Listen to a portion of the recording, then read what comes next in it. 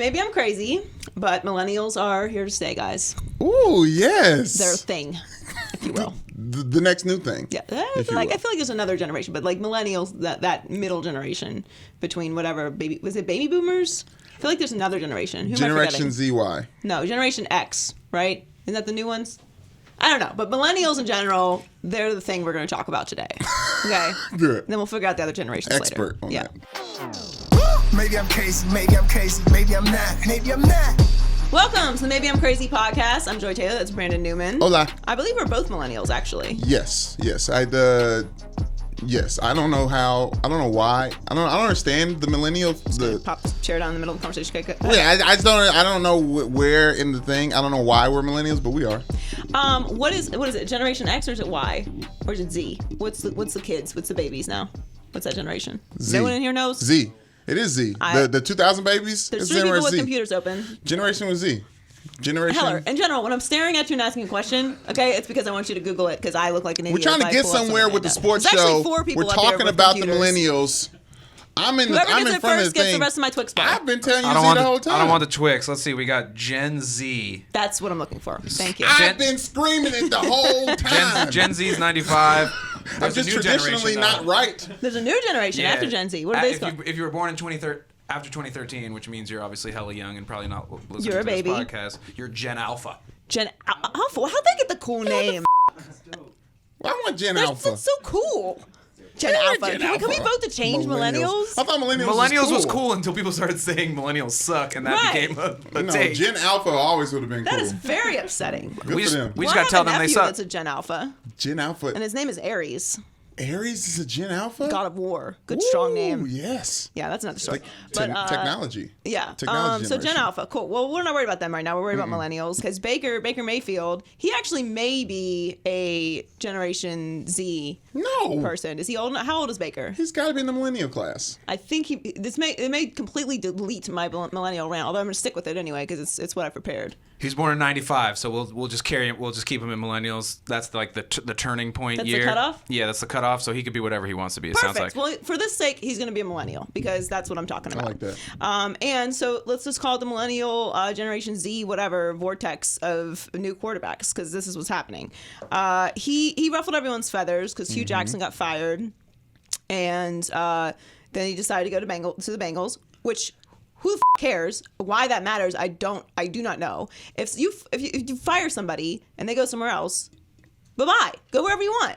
Like the whole point of firing someone is that they no longer work for you. Like you don't want them there.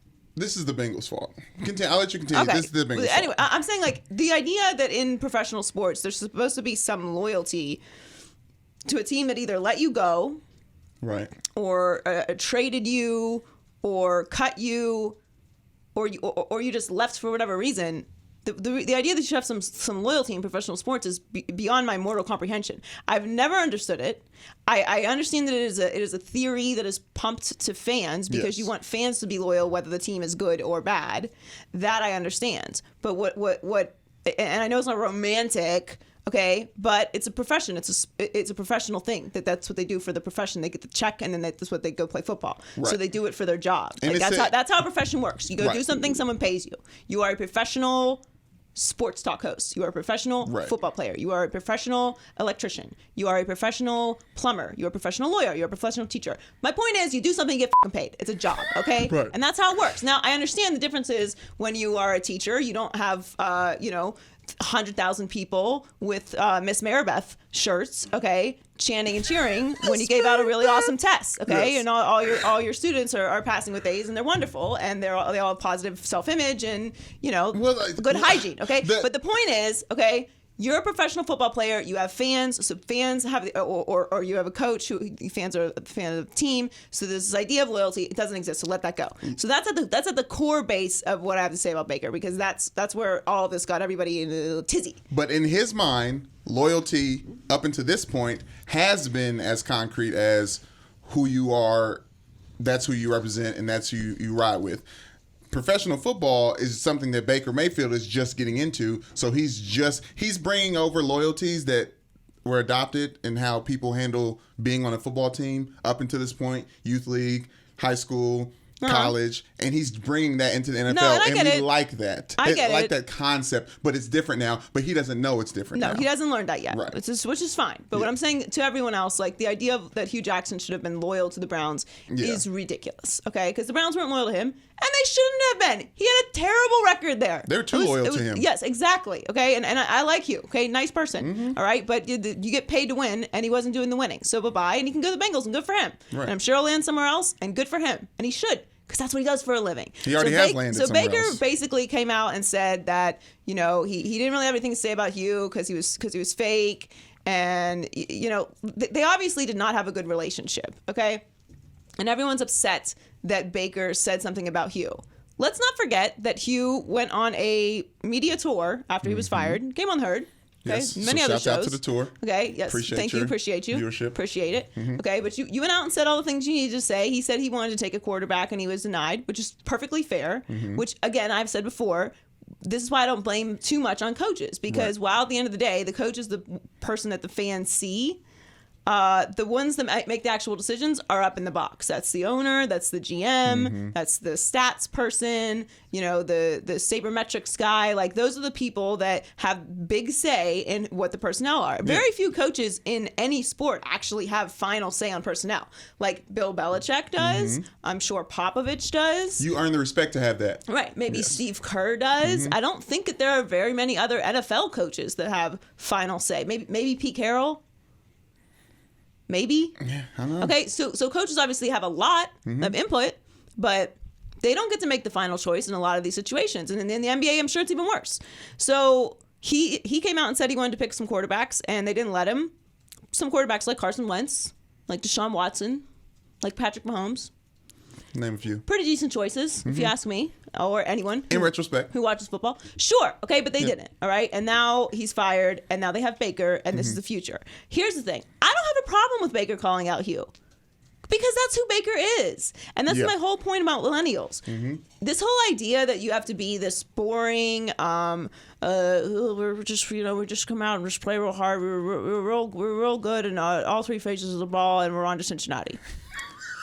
I mean, cool. Like, if that's who you are, Right, exactly. fine. Yes. Okay, neckbeard is a bore fest at the podium. Who you talking about? There's only one neckbeard, and everybody knows what I'm talking Book club, about. baby. Okay, just keep up. Neckbeard is a bore fest. All right, we know that Russell is a bore fest. We know that Drew Brees is just the sweetest person. Okay, but Very doesn't sweet. say anything. Very And for the sweet. longest time, Tom Brady was a bore fest. He's only now started to get spicy in his old age. Okay. True. This update of Tom Brady is more spicy than the last. Yes. Yeah. iOS 12, is that what we're on Yeah, now? 12, like that 12.1, that version 12.1, of pod person Tom is advanced. Okay, Yeah. and he's got a little extra. He has a few extra spicy emojis, which we'll get to later. He's got like several flavors of pepper. All right, millennials don't communicate like that. We're just a little different. All right, we've got social media. Like I was literally raised on social media. Like I was the original class of Facebook. My freshman year of college is when Facebook came out. Wow. I remember when you had to have a .edu email to even be on Facebook. Okay, the good old motherfucking days. Okay, that's what I'm talking about. Oh, gee, That's what I'm social talking media. about. Okay. All right, I remember AOL is the messenger. Woo. Okay. The dial-up tone. I remember what it was like not to have the internet. Okay, Man. so this wave of communication is different. Baker's a little younger than me, a few years. No big deal. He's on the lower end of the millennials, but the point is, 95. that's how he talks. Yeah. Okay, and that's who Baker is, and I'm totally fine with that. And you're going to see more and more of this come out. And I think that this whole idea that these quarterbacks have to be these cookie cutter quarterback speak. So you're supposed to say. Okay.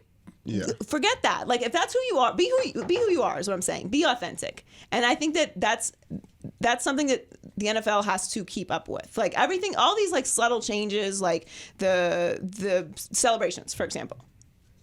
Genius. Who would have thunk that something you've been doing, I don't know, since the past 50 years, you should probably just allow in the game and not penalize and highlight, because people like video and social media. You know that thing where people spend all of their time on their phone, where you can easily access short clips to build your brand?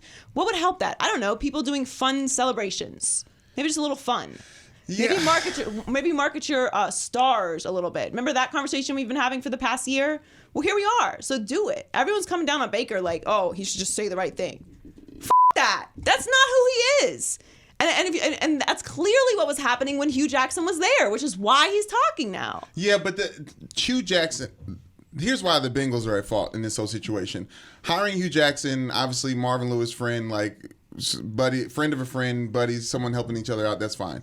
The Bengals are historically dysfunctional franchise as well. Sure, they love to make it to the playoffs and lose. So much so that they would hire an in-division head coach as an assistant for the opposite side of the ball that he helps out on defense, and then have that guy on the sideline for the game. That is a direct distraction from the game as a whole. There's no reason Hue Jackson, I'm not saying Hue Jackson should like just count his pockets and shouldn't get another job, because I think that's ludicrous, but have him up in the booth, have him somewhere else. He can help out all game long without being a fixture for the TV copy for the game. So you think if the Bengals lost the game because Hue Jackson was on the sideline? I think having Hue Jackson on the sideline added an element to the game that didn't need to be a part of the game at all. Well, that I can agree with. So it was almost like an extenuation of Hue Jackson's media tour, of him just forcing himself on the sideline of his former team that he played against. So much so that he became a fixture. The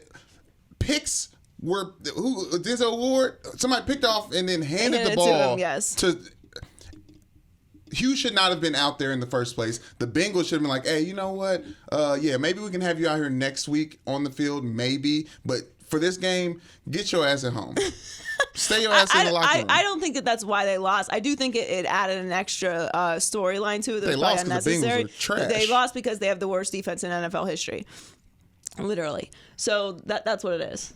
To Brandon's point, I think the storyline would have and should have been Baker Mayfield's best game so far. Right. But instead, the storyline is this petty, back and forth. Hue Jackson, every time they show a good Baker highlight, it's a cutaway to Hue, looking like a human punching bag. Yeah, he wanted to talk about the game for once. That's not the Browns' fault, though. Like, the Browns can't control if the Bengals have Hue on the sideline. And the Bengals have bigger problems than Hue Jackson being on the sideline, and they don't give a shit about Baker being asked about Hue either. My point is, everyone's on Baker's case about Baker's being petty, and Baker should have said the right thing. And look, that whole notion is fine. That's cute. That's worked for years. But that's not the new wave. And there's just going to be more and more Bakers, because this is what the kids are doing these days. Mm-hmm. They have a voice. Okay, they have an outlet. They don't have to rely on winning. They don't have to rely on the local market. They don't have to rely on loyalty. They don't have to rely on any of that shit to be successful as an individual. Well, Baker. So if you're looking for team success, and if you think that you need a leader that doesn't say anything and always says the right thing and doesn't do added storylines and all that stuff, that's fine. I get that. And overall, I think that it doesn't matter how much you talk, as long as you all have a selected, mutual, agreed upon goal. That's interesting. Can you hear First time ever. Can you hear it on there too? So apparently the air has just kicked on in this room. I don't know if you can hear it or not. We've traditionally talked about how warm it is. We have talked about how warm, and it's interesting now because it's just now starting to get cold in Los Angeles. So it would make sense that now the air conditioning would start working all summer long, hottest summer in like LA history, and now the air conditioning. Can I say this? It feels great. It's so windy, in fact, that the shades are moving. So that's exciting. It sounds like we're at an airport right now and a plane's taking off. What I want to say about Baker is he is setting a culture in the Browns locker room about winning and what is acceptable and what's not acceptable, and loyalty, and having that sense of loyalty. Everyone's out here just trying to repeat what they see from the Patriots and create a mentality and a winning success within the organization. And it starts with a guy like Baker Mayfield, who's like, that. He can't be our head coach and tell us to work hard for him and then go be a assistant coach somewhere else. He can do whatever he wants. He can, but the mentality should be, no, we don't accept that. We're going to go beat him. We're going to beat everybody. And this is the mentality that the Browns should have. You're right about that. That is exactly my point. You can do whatever. Oh, the air conditioning's off now. Yeah, that's fine. Okay, so we're just doing things. We're just doing things today. Things are happening. Right. You're absolutely right. It's all about culture. And everyone doesn't have to have the Patriots culture. What makes the Patriots great is consistency. So whatever it is that you are consistent at, be that. Okay? So there has to be a certain type of energy, a certain type of coach, a certain type of quarterback, a certain type of mentality in order to be the Patriots. And you know who does that? The Patriots. Everybody can't do that. And while I love winning, and they have been really good at the winning, that's not always going to work. You're not always going to have a Tom Brady. So find whatever it is that works for you. And if that's what it is, then that's fine. And just as much as Hue can go and do his media tour and talk about whatever he wants to talk about and go coach the Bengals, the Browns have a right to feel how they want to feel about it. If they want to be petty, they can be petty. It's all there's to it. I mean, they drafted someone in the first round that has led them to have the exact same record as the Green Bay Packers and Aaron Rodgers. So I think Baker Mayfield is pretty much a success. Right. And there's a lot more football to play. Right. And I'm not jumping on the Greg Williams bandwagon or the Browns bandwagon just yet. Like I'm gonna hold off on that. Okay. But all I'm saying is just embrace the new wave of guys talking and having personality. If you look at this rookie draft class alone, really only Sam Darnold is the traditional cookie cutter, like neckbeard guy. Everyone else, Baker Mayfield, obviously we've just been talking about him. Yeah. Josh Allen is out there talking, doing interviews. Like he's got a personality. Josh Rosen had all kinds of stuff going on with him. Like he's in no way cookie cutter at all. Like from a hot tub in his dorm room to being very outspoken. That was the flag on him. He talks too much. And Lamar Jackson isn't cookie cutter either. Like that's just this year.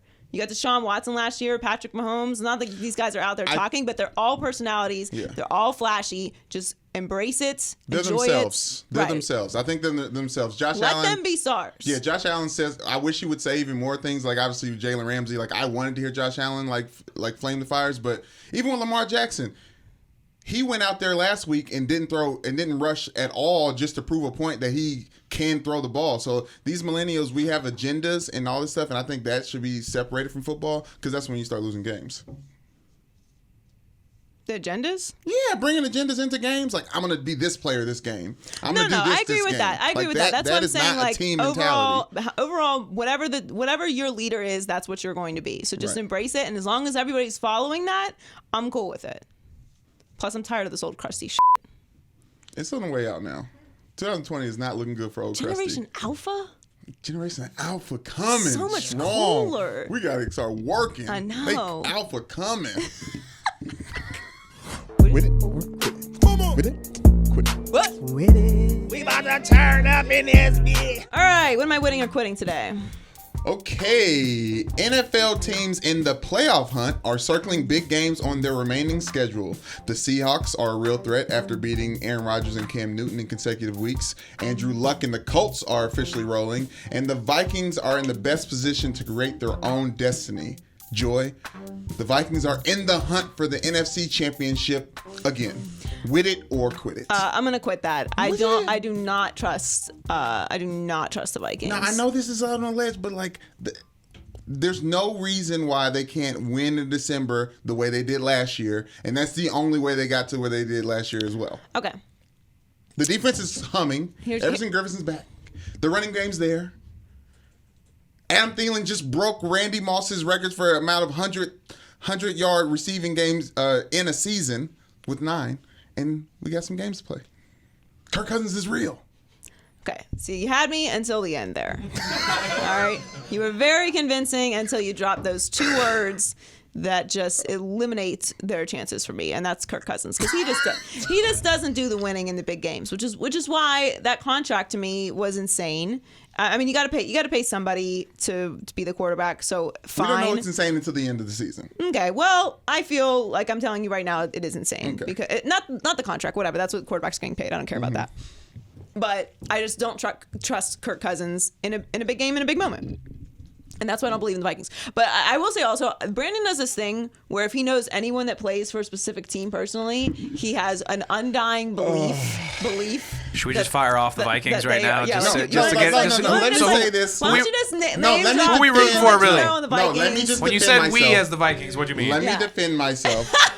Yes. Because it's a similar concept that I have for fantasy football. Because it's all subjective, and you're like, think about what you're going to do. I, as a former Notre Dame football player, root for Notre Dame football athletes, as well as people that I play with and I'm actually friends with. So yeah, I want Harrison Smith and Kyle Rudolph to win a Super Bowl and end up in the Hall of Fame of Vikings and never have to leave Minnesota ever again in their lives. Yeah, I want my friends to be okay. I think they have the tools to be able to do so because they're balling right now. Okay. Kinda. Here's the thing though. This is not about what we want. Okay. How is it not what we want? Because it's not. The question wasn't what you want. Who do you want? It's the question is who's going to do it. It's about seeing the possibilities to get what you want. Who's your Super Bowl pick?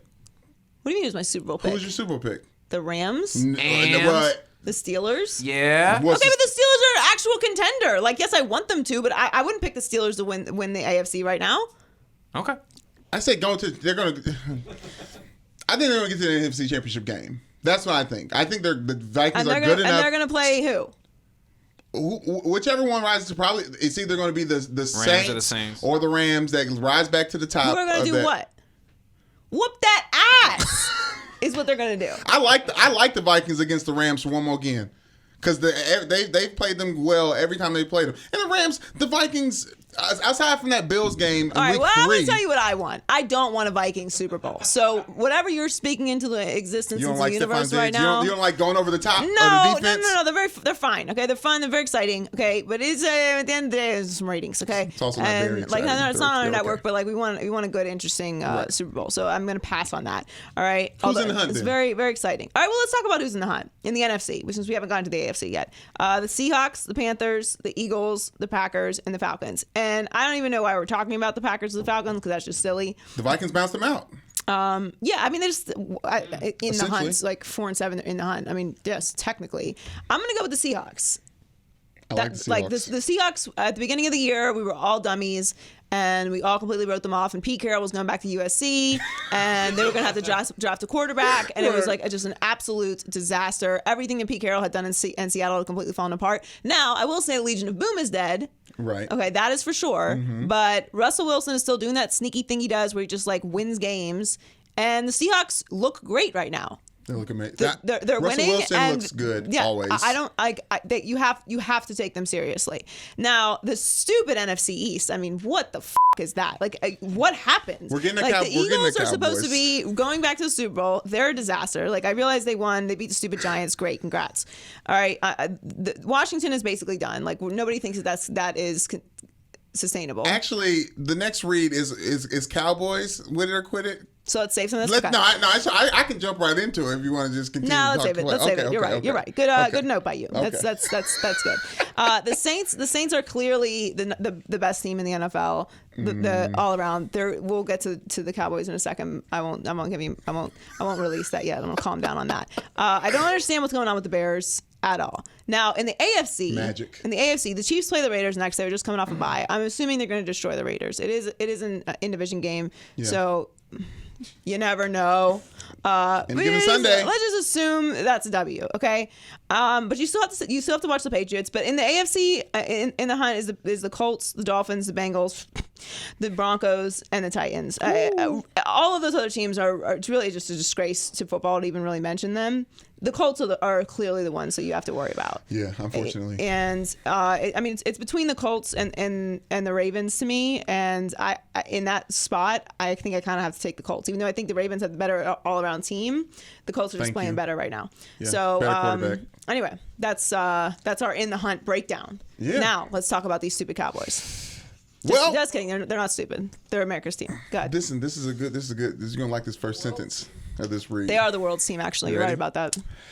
It looks like America's team is headed to the playoffs, and I'm not talking about Notre Dame. Oh, yeah. Lay out for that one. God. The Dallas Cowboys, led by Dak, Zeke, and Amari Cooper, seem to be building some momentum on offense, finally, despite the fact that Drew Brees and the Saints will likely embarrass the Cowboys on Thursday Night Football. Correct. Joy, said again, the Cowboys are definitely making the playoffs. With it or quit it. I feel like you said this last week. Because you said quit it, so I'm giving you a chance to redeem yourselves.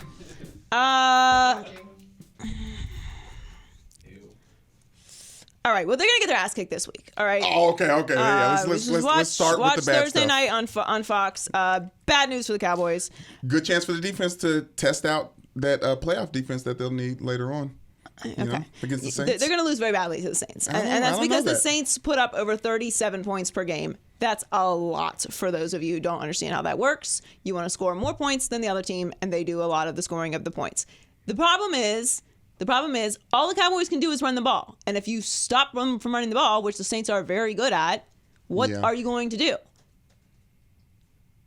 Drew Brees is going to light them up. There's no way that Dak and that offense can score more points than the Saints do, and that's just the bottom line. But the Cowboys defense has allowed the fewest touchdowns out of any NFL team. So I think this match, it's not the best defense going up against the best offense. It's nothing like that. But we're getting to the point where in December, you get these weird games, and those losses that are in the beginning of the season that don't matter do matter now. And the Saints can fall asleep on Thursday especially.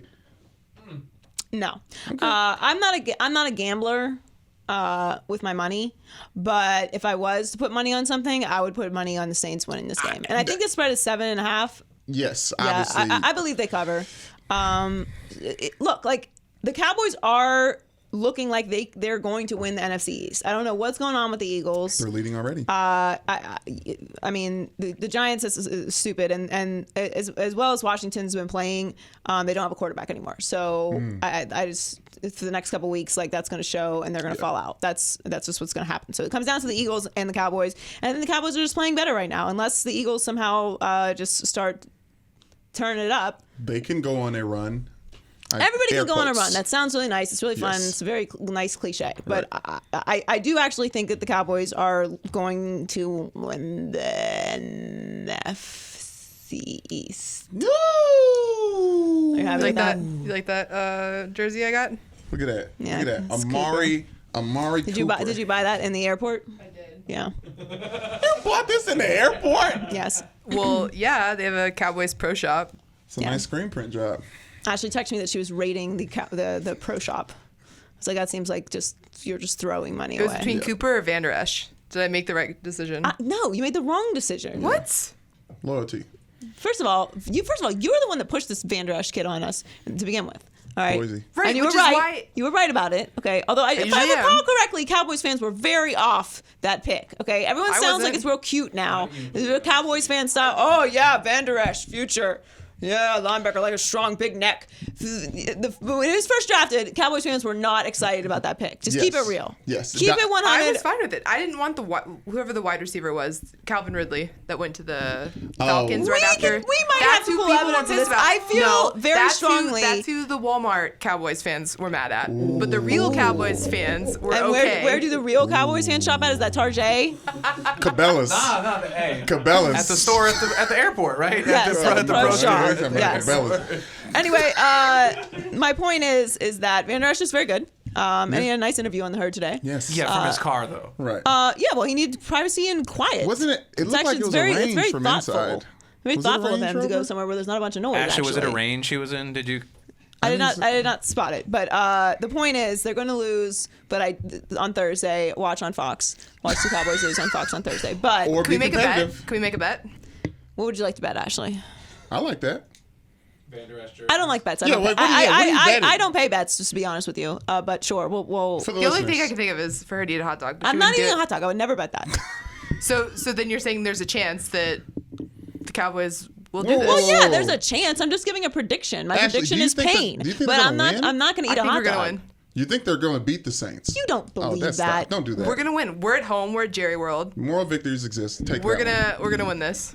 Okay, we can move on. That's ridiculous. And then this is going to be a win it or quit it Did you next hear me week. say move on? Next week. It's time to move on. You're delusional. All right, what's next? The Lakers' young core is figuring out how to play with LeBron, and LeBron is figuring out how to increase their trade value. But Lonzo Ball is definitely not going anywhere. LeBron said this about the oldest Ball brother. When Zoe realized how good he is on the floor, it makes him a very dynamic player, and it makes us even better. Joy.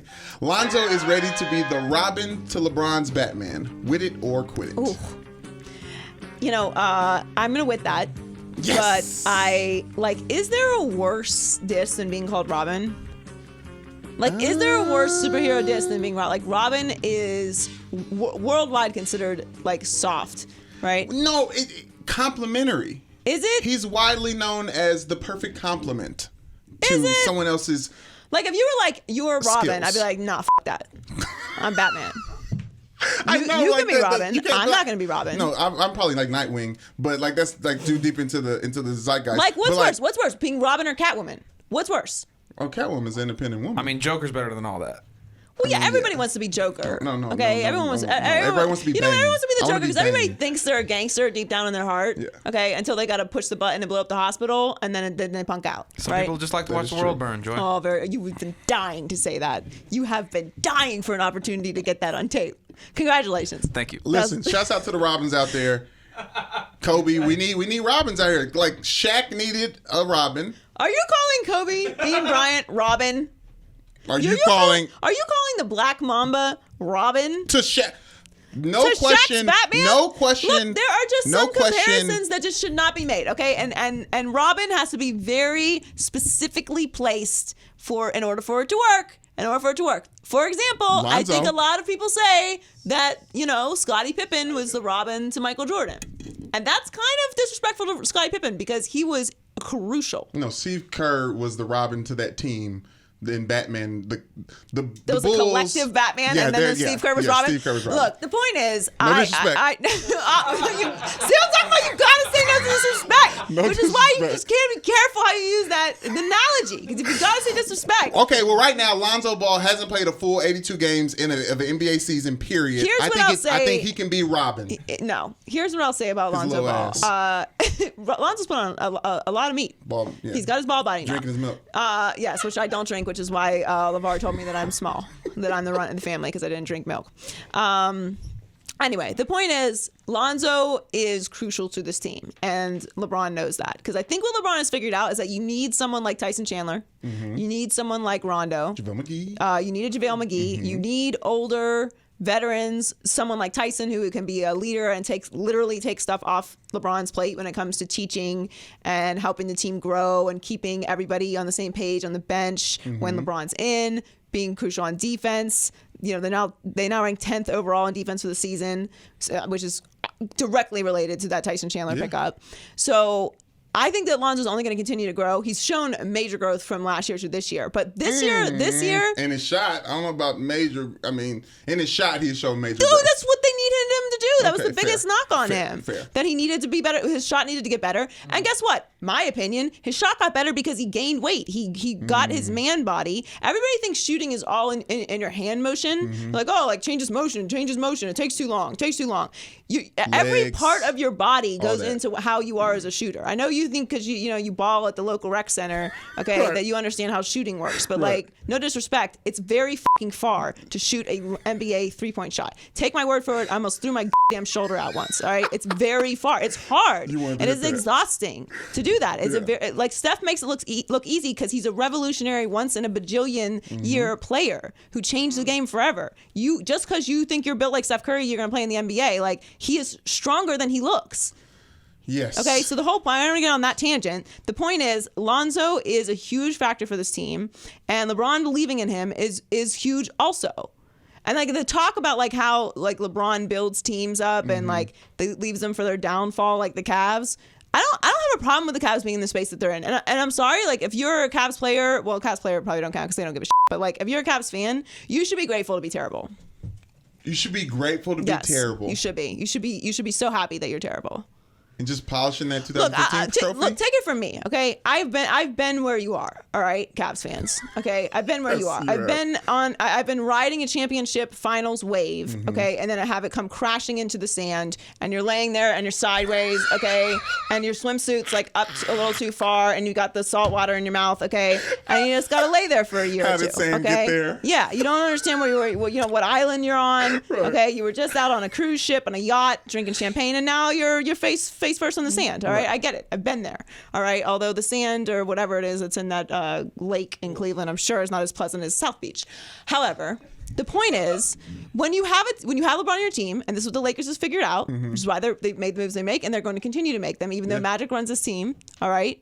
They're going to continue to make moves around LeBron because you know what? When you have LeBron James on your team, you leverage everything that you have, you do whatever it is that he asks, and you do everything that you can to make him happy and put the pieces around him you need to win so you can get a ring. Yeah. You go broke. You You go Thank broke. you. Thank you. And you are broke now. Yes. Cleveland is broke. Yes. And I don't care. They should be happy to be broke. Because you know what they had before LeBron came back? Nothing. And you know what they have now? A championship. So just be grateful for that championship. And if you did anything differently to not get that championship, then shame on you. You should be happy to be broke right now. You should be grateful to be broke. Just reminiscing about the old times like I'm me? just saying, like, who the bleep are you? You didn't have shit before LeBron came back there.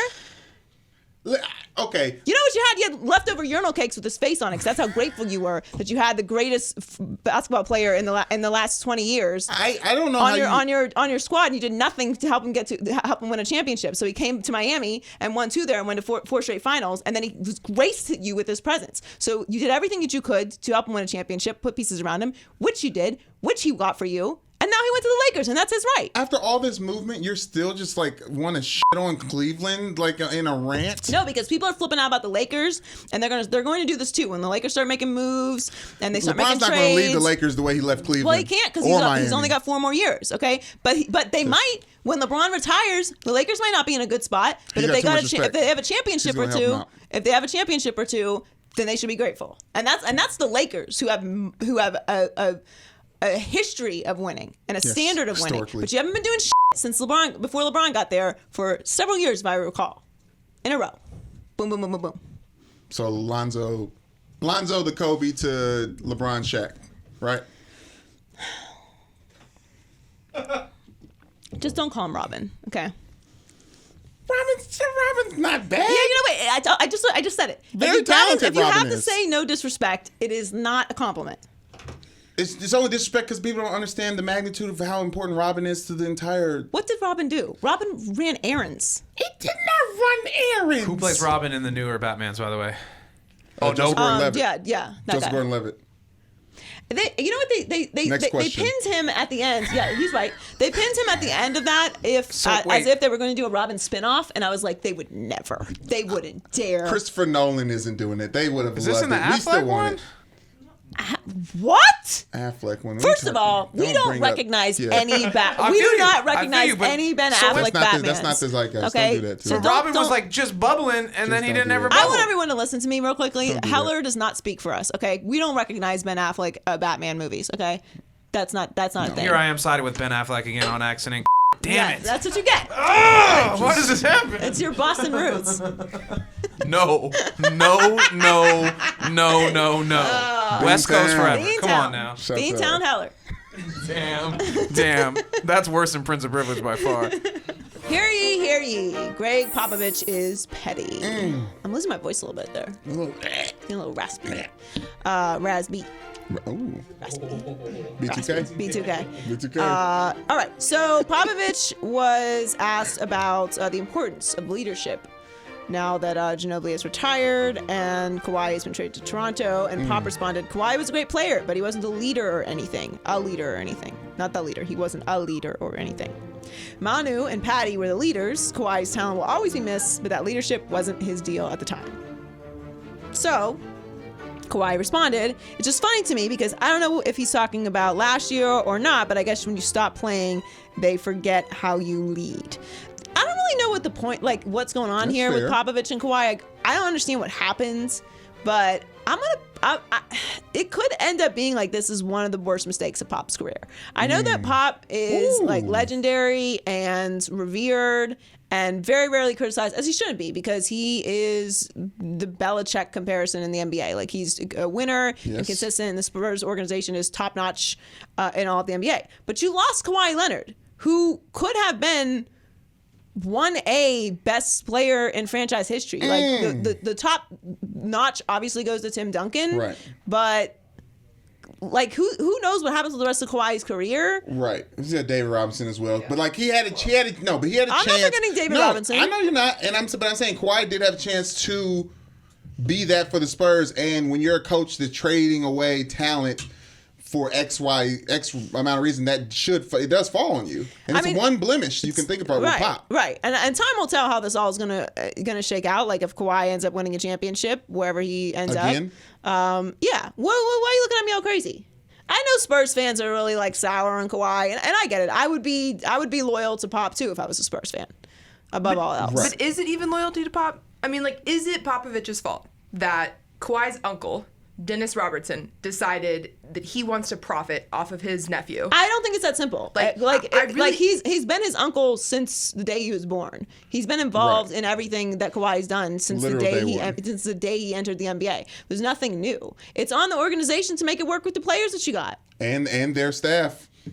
And the people who influence them. Exactly. So yeah, if Pop wasn't, I hear what you're saying, because Kawhi Leonard is an alien, and like we don't know what goes on in his mind and how he makes his decisions, but we know, and the people around him are like, they're wearing Air Forces too. So like, but we don't know what's going on. But yeah, if Greg Popovich in his older age, at whatever stage he's at in his coaching career now, to let a talent like Kawhi Leonard go and strengthen, the one smart thing he did, he refused to trade him in the West, and that was the smartest thing he could have did. But I'm saying that you got to find a way to communicate with certain players, no matter how difficult they are, and this could end up being I mean, you can't replace Kawhi Leonard, but I'm saying it's for the rest of Pop's career. Like, this could be the thing that keeps him from winning another championship. I disagree, but also, if we're sticking with the comments, right, the leadership, do you honestly think Kawhi was leader? Like, was Pop wrong in anything he said? I do think that Kawhi was leader because Kawhi was fucking awesome and he was the Finals MVP. Yeah, but we've established that Kawhi is alien, robot, whatever, whatever.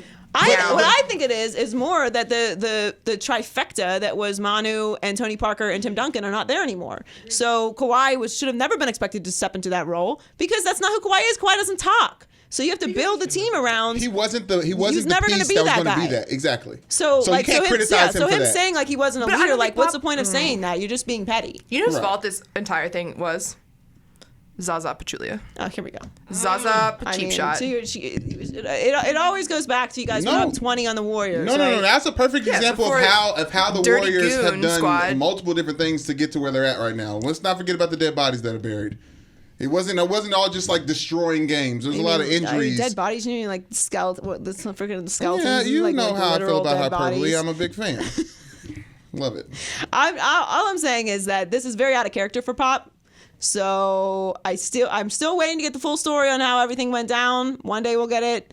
But this could end up being a very, very crucial move. He could coach DeMar DeRozan into a championship. That's what I'm saying. And and Kawhi's still taking games off. Kawhi's still not completely healthy. Like we have no idea how this trade is going to end up. Watch Jakob Poeltl be a freaking superstar. And that's the Spurs corner. That's the first time I've ever censored myself. I don't even know. Should bleep that frickin' just to make it sound better. I'd also like to point out that at the bottom of Ashley's notes about Pop and Kawhi, she wrote Kawhi sucks. So it's laden with objectivity. Okay, to everything that just happened. All right, Slitless. I'm very excited for our Deshaun Watson. Yes. I was thinking No, about. Deshaun is ours. No, we rode for Deshaun from the very beginning. It was very sad when he went down. We were very, very upset about it, and we had to make personal changes to make sure that didn't happen again. Yes, he was our Baker. Yes, he was our Baker. He was. And he was actually Mahomes before Patrick Mahomes. And everyone's kind of like surprised, feeling like there's like a bit of surprise about how well Deshaun Watson's playing, which confuses me because I'm like, wasn't he playing like this before he went down? Yeah, but he still had Bill O'Brien as a coach, so you know there's always going to be limitations. There was some skepticism, right. Yes. They've won 8 straight. And then the first team in NFL history to win 8 in a row after going 0-3, which is something. Yes. And everyone pretty much wrote them off. And I would just like to remind everybody that the Dolphins started 3-0.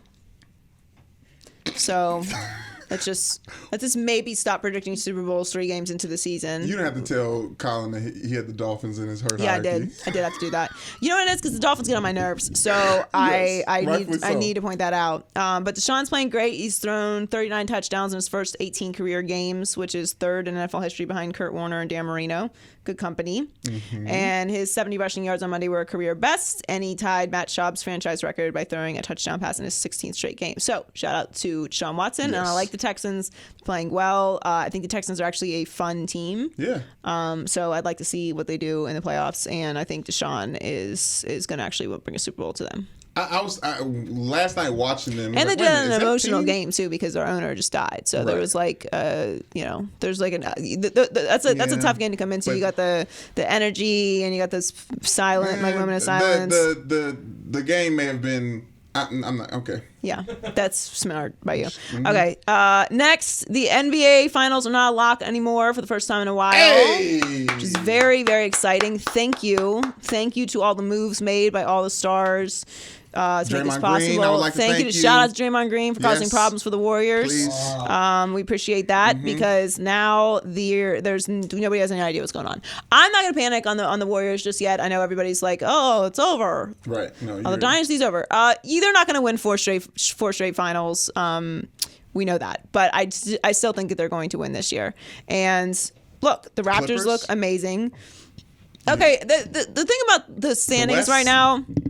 So it's gonna change day to day. Like it always changes, like from day to day, who's gonna be at the top of the West. But it's very open right now. So after the All-Star break, it's going to be very interesting to see who's playing well. The Celtics are no longer a lock for the finals. They're 11-10 or 10-11. I can't remember which one it is, but they're basically 500 team right now. Yeah. And they've got a lot of issues going on, which I kind of had some skepticism about how easily Gordon Hayward and Kyrie were just going to integrate into that team anyway. Right.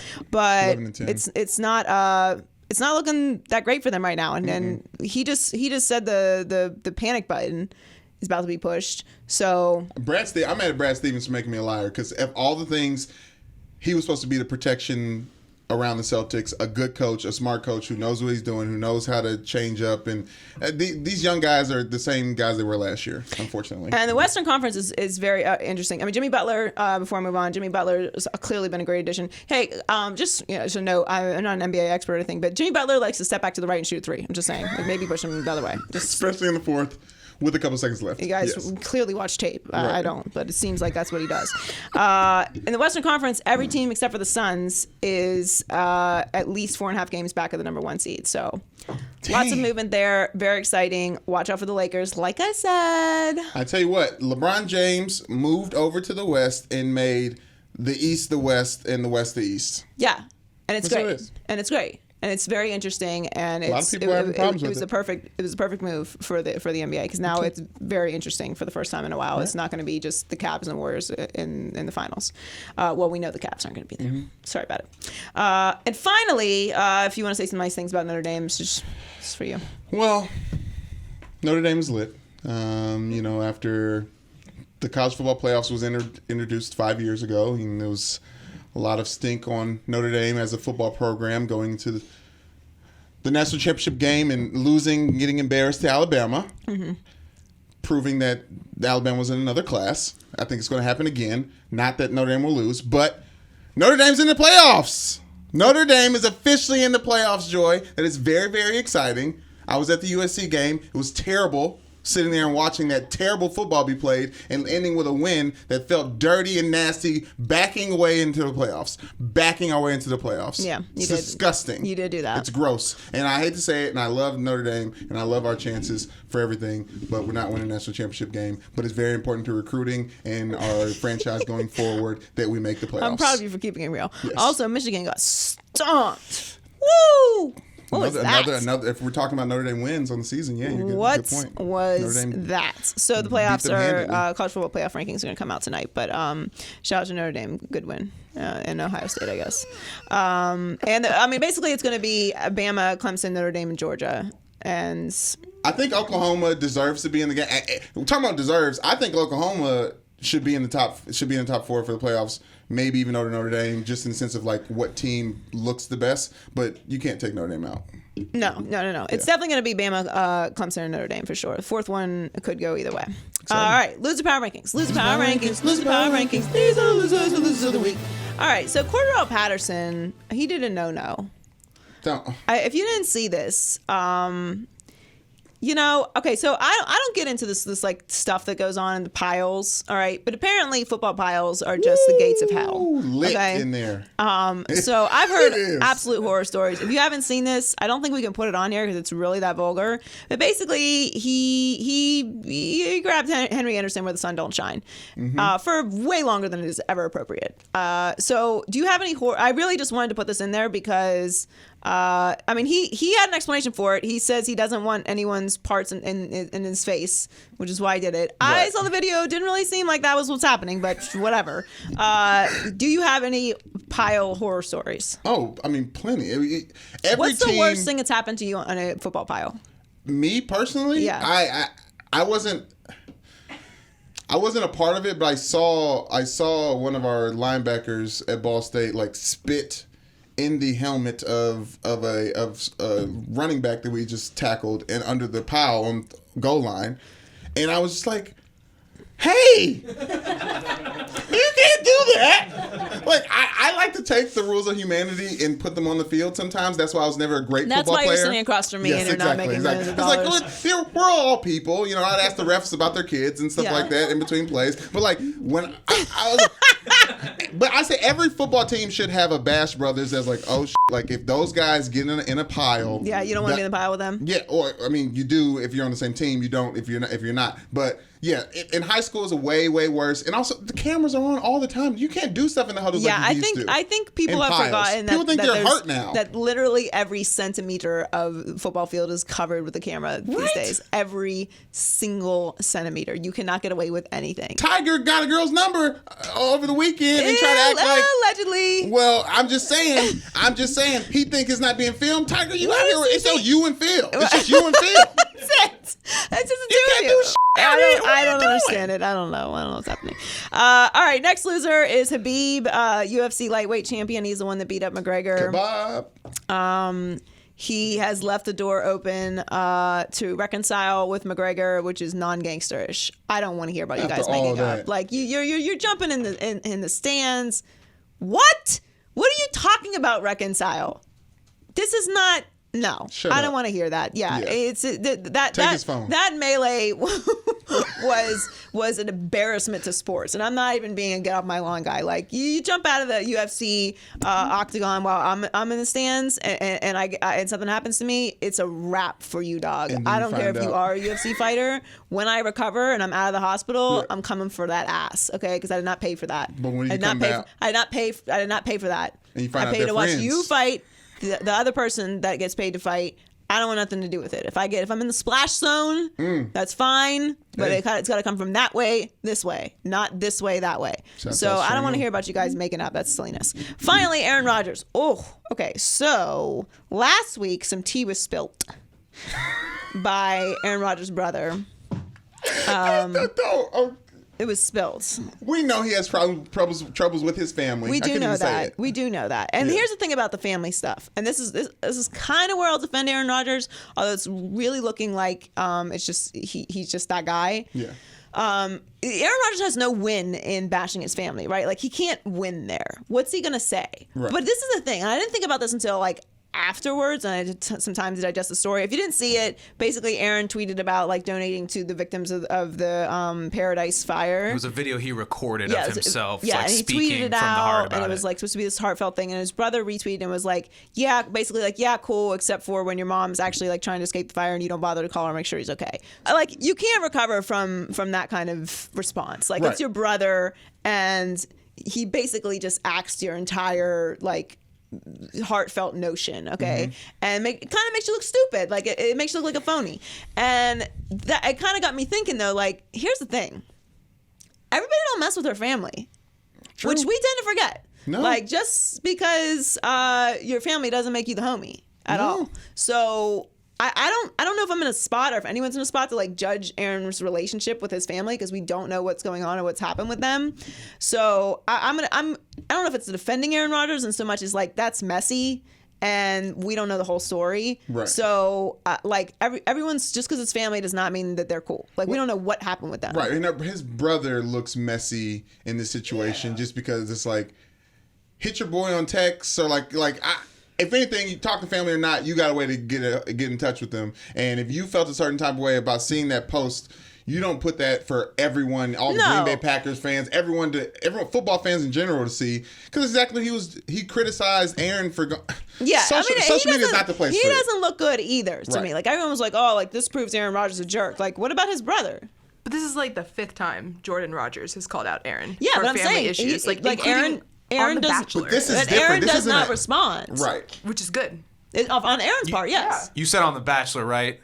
Yeah. So Bachelorette, so just saying, we got one brother who's an NFL quarterback, and the other brother who's on a reality TV is show. A reality TV show star. Both are jobs. Right. But Sure. one of them didn't say anything about their family. The other one did.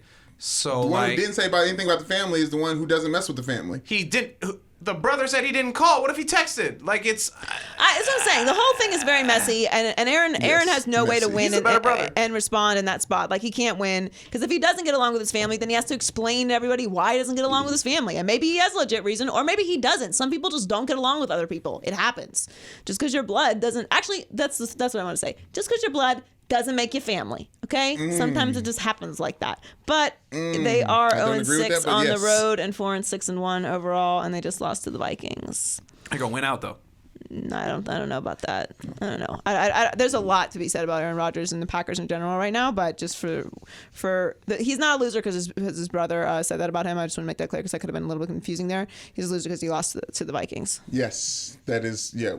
You can't lose to Kirk Cousins and be considered one of the best quarterbacks in the NFL or possibly of all time. No. I mean, sometimes you're going to lose to Kirk Cousins. That's not the point. The point is that they can't do any of the winning. They're 4-6-1. That's bad. They can't win outside of it. They can't win on the road. They cannot win on the road. They can't win on the road. And you're not going to win playoffs if playoff games if you can't win on the road. Can't win on the road. How did you do that? You got to win games to win. Is that how he says it?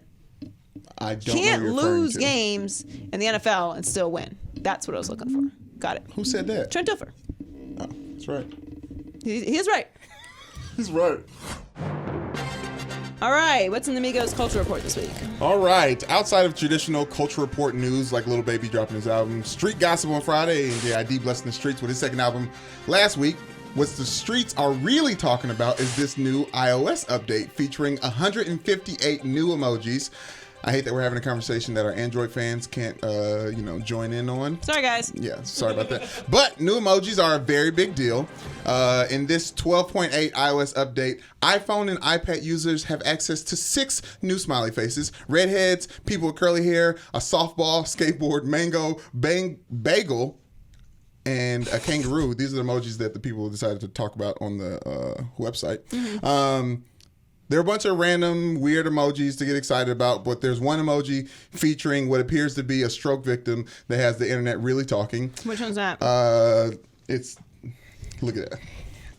Literally on one side of the emojis, it looks like someone's fast asleep, and the other side, someone's wide awake and smiling. Oh, this guy? Yes. Apple emoji Wikipedia calls that woozy face digital expression, representing a state of being tired and emotional at the same time. That's obviously going to get used to being drunk. AKA drunk. Right. Yes, exactly. And then the internet's going crazy saying what that guy is. It says, like, when your crush in 3rd grade says God bless you after you sneeze.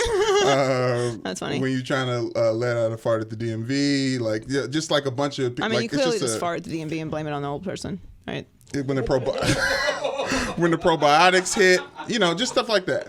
So what do you think of these new emojis? The DMV is the worst place on earth. What is this? I just want to say that. Well, now if you're in the DMV, there's new emojis to check out. So, although I've had very nice interactions with people. I'm very, very nice to people at the DMV. Not the people, but like the people that work at the DMV. I'm very nice to. Because like you get it. You're like, well, I mean, I just can't imagine the too. horror that they have to deal with every day. Yeah. Actually, I can't because I hear the people around me yelling at them, and I'm like, what on earth? You got your California ID yet? Yeah. Okay. I just do. Okay, so my favorite emoji, the bagel's strong. Bagel should have been there in the first place. Bagel's strong. I don't like giving salt, credit to the things. The salt is going to be used a lot. I like salt. A lot. I imagine this bone one will be very useful. There's a hiking boot that I like. I don't know what the purpose of the hiking boot is. Gang. I live in LA now. Do that. The sweep, the broom, very crucial. Lotion will obviously be circulated quite a bit. Teddy bear that looks a little too real. And I'm glad that they're finally expanding into other colors and the red hair. The redheaded people deserve an emoji. Yeah. My sister has red hair. Yeah, sure. Yeah, exactly. And I'm sure she can find a Hue close by. Yeah, she is. There's one available for her. She has curly red hair, so I think she's good to go. That's exciting. Did you watch Narcos Mexico? I for one, let's talk about Netflix real quick and that long ass trailer that they put up when you're just hovering over the thing. I love that. Get the shit out of here. What? How? No, absolutely not. How am I supposed to know what I'm gonna watch? Well, yeah, I actually get annoyed when I click on a movie and it doesn't have one. What am I supposed to do? I'm supposed to watch it to know what it's about? It's 5 minutes. You're gonna watch. Yeah, like you spend more time looking for a film or looking for something to watch on Netflix than you do watching it nowadays with that damn trailer. Because you watch all the trailers. Well, you have the option to not watch the trailer. It's like Next Level TV Guide. I love it. Do not get rid of that, please. Disregard what Brandon just said. Okay. Keep it. Have a mute option. I need it. Yeah, is there a way to stop it though? Because I think it's helpful until you want it to stop. Yeah, I don't need to know how loud the show is. You just move like how loud to the the show next is. option. Right, but then that starts playing too. They're just all move playing. again. Hit mute on your remote control. You watch Narcos. I mean, geez, first world problems is all yeah, solvable. Damn Skippy. This whole podcast, first world problems. So yeah, what's right. Narcos Mexico is great. I'm only 3 episodes in, but it's wonderful, great television, and you should definitely watch. I'm not spoiling it, but like. Stuff? No, I love Narcos Mexico. What are you talking about? Don't talk about the show I was shitting on, okay? We can't talk about that one. Okay. I'm going to fall into the right answer here. Yeah, exactly. I love all shows, okay? Narcos Mexico is great. Man. Okay. Oh, and then the guy who created SpongeBob, Steven Hillenburg. Who lives in a pineapple under the sea. SpongeBob SquarePants. I'm supposed to be excited? What does it say? First episode was fire. What's the next line? SpongeBob. How about as porous is he? SpongeBob SquarePants. Absorbent and yellow and porous is he? Gosh, SpongeBob has some bars. Are you just not going to sing with me? I don't want to sing anymore. It's ruined now. It's ruined now. I don't want to sing anymore. SpongeBob SquarePants. SpongeBob SquarePants. SpongeBob SquarePants. SpongeBob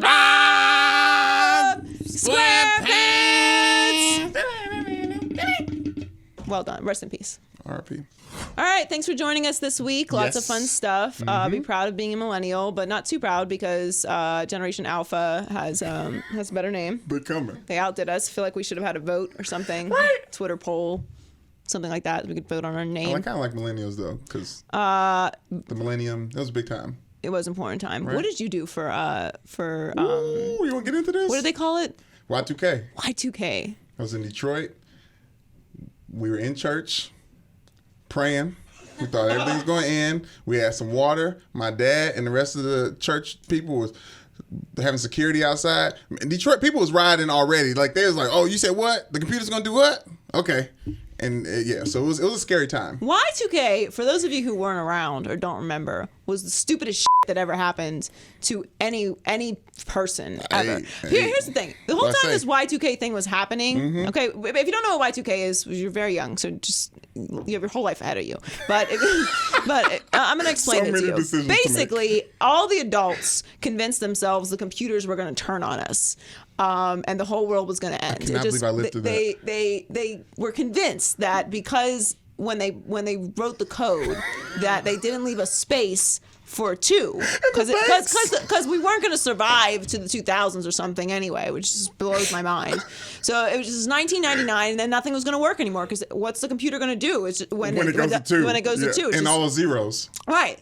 It's not an option, so the computer's just gonna be like, I am malfunctioning, and then everything's gonna just stop working. Like that's what everybody said. The whole grid's gonna stop working. Banks are gonna lose all your money. The lights, the water. Because 2000's coming. We're just gonna go back to the dark ages basically, because 2000's coming and the computers aren't gonna work anymore. So everyone was in a frenzy. They were hiring coders like maniacs, fixing all the code, add the 2s and the 0s. While you're at it, maybe make room for 3s in case we live that long. The computers.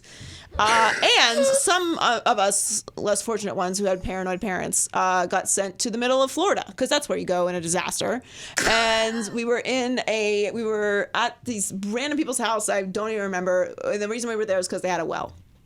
So if the water stopped working, we would. You guys ran to a well house. We would at least have. Listen, I was not consulted on any of this because my opinion was it, and I just kept asking this, and they just didn't have a good answer. I'm like, why would the computers stop working? Why wouldn't they just reset and be like, oh, it's 1900 again? Well, why was it that only black people were afraid of what happened? It seems like every time I talk about... I remember a lot of white people being afraid too. Every time I hear about stories about it, only the black people have the crazy stories. Well, because, we were very afraid of these things, okay? But like, listen, my dad took us to the middle of nowhere in Florida in a swamp because they had a well there. And it's like, if there's no heat and stuff, at least we're in Florida. And there's a well for the water. Because the computer waters. I wish I had a well. Seems like a good thing to have. I don't want a well. I don't need a well. I feel like there's like creatures that come out of it and stuff. So the kid can fall in it. Seems like a bad idea. In a case of emergency, though, so having some water. In case of Y2K, shouts out Batman. You gotta climb out the well. Exactly. Sometimes. See, and there's bats in there. Mm-hmm. The point is, Y2K was the stupidest shit ever. And guess what happened? Nothing. Everyone was sitting there clutching their pearls. Oh my God, save us from a sure disaster. And then the computers just kept working like they always do. If you've ever flown Spirit, I say it's called that because you get closer to God while you're on it because you think you're going to die. And that's what that experience was for me in Y2K. I was in the church. God did that to me. I don't know what y'all talking about. I prayed specifically. It's like, please don't let all the computers do the things with the adults' money. I just want to go back home. You know, when everyone has a moment in their life where they realize they are truly a gangster in their soul. Mm-hmm. And that was my moment. Because everyone was so terrified, and I was like, I can't wait for nothing to happen. I just can't wait for all of you to look so stupid. You spent all your money on this water and these canned goods, these fucking beans. Walkie-talkies, batteries. Yes, batteries. Hella batteries. So you can find batteries for 1,000 miles, okay? Towels. Like, what? Extra umbrellas, like you can need anything you need to survive. Backpacks, tents, okay? It's going to keep working because it's just gonna reset. I'm like, I'm not a computer genius. I just feel like it's just gonna go back. It's just gonna be like, oh, it's 1900 again. It was. I can't even believe that we did that. I'm glad you brought that up. I am too, because I've been wanting to talk about Y2K for a long time now, like decades, and I can't believe. Are there any Y2K podcasts out there? I'm sure there's gotta be. There's Y2K podcasts. You know what? If it's a good idea for someone, okay? I'm probably not gonna listen, but it's a niche, okay? Just start a Y2K pod. I will come on your new Y2K podcast and tell my story. We should just get all Y2K stories, everyone's story for what they did during Y2K. Ariana, what'd you do during Y2K? You don't remember? Your parents probably weren't worried. Your parents weren't worried. Your parents were cool. You got gangsters for parents. Ashley and I already talked about it. We don't remember anything either. Maybe it was just, maybe white people weren't scared. Donnie? People were shooting. Give me. Yes, there you go. That's what it is. Our neighbors were shooting, so we were like ducked down. Yeah. Watching TV. Everybody's ready for it. Was it? Yeah. Were white people not worried? Jeremy? I don't know. I was a kid. I was in first. So I just explained Y2K to you then. Yeah. I think white people were worried. I think the main thing for me was it was like a huge crack in the lie of adulthood. Because it was like all these people that are telling me in school all the time that they know better. And then, like you said, you were just waiting. Oh, yeah. You were just waiting. I was like, these dummies are so stupid. No one knows what see, that's the difference, too. Because black people had already thought about that with adults. Yeah, like I didn't. Black people are at that point in time. Spoiler alert, if there's a child listening, like, I didn't grow up with Santa Claus. These big-ass kids. They don't know what they're doing either. And I'm pissing my parents for lying to me about Santa Claus. There's two sides to every coin, Joy. You have parents' issues. So do I. Mine probably more severe. Maybe our parents, maybe it was just a black parent thing. I think so. Because it is apparent that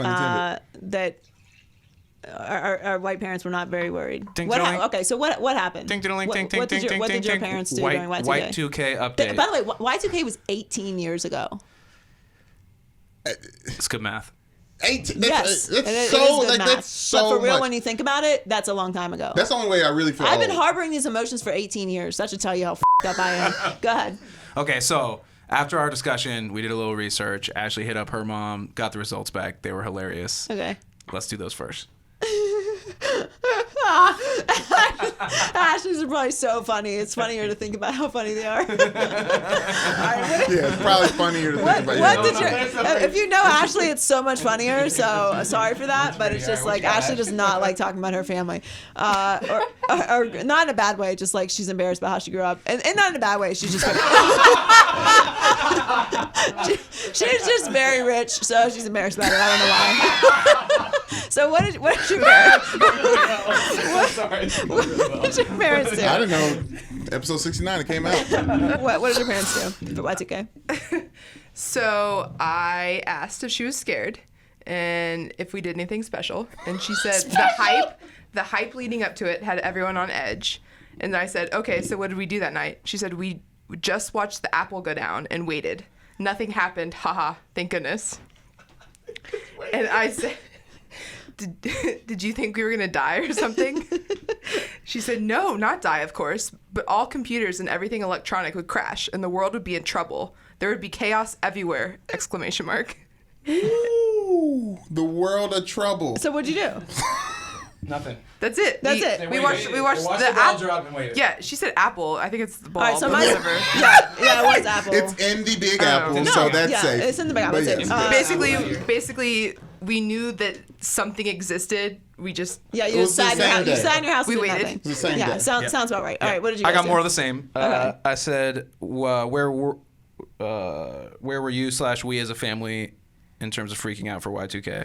And my mom said, not freaking out, but aware and alert. So basically, both of your parents did absolutely nothing. You're just like moderately I told you, concerned. fingers crossed. That is amazing. Try to get a good night's sleep I mean, just when in case you it's bad compare tomorrow. And contrast Brandon being in church, doing drills. Yeah, we didn't mention that. That was off air. We had a practice the day before Y2K of what we were going to do the last 15 minutes before it turned midnight.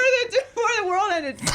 I was convinced it was the rapture. Like, you better have your stuff in order with the Lord because the time is coming. Like bathroom breaks before all yeah. that. You got to be. What happens if the toilet stopped working?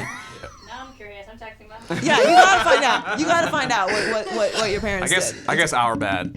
I don't Sorry. know. There's more jokes that I could say after, but I don't know if we have to cut them out or not, and I don't want more work for Donnie, so I'm just gonna lay out. Yeah. I'll text you guys. The point is, it was ridiculous. A few moments later. It's like reading news while white. Seriously. It's like this. I just said, what's Y2K?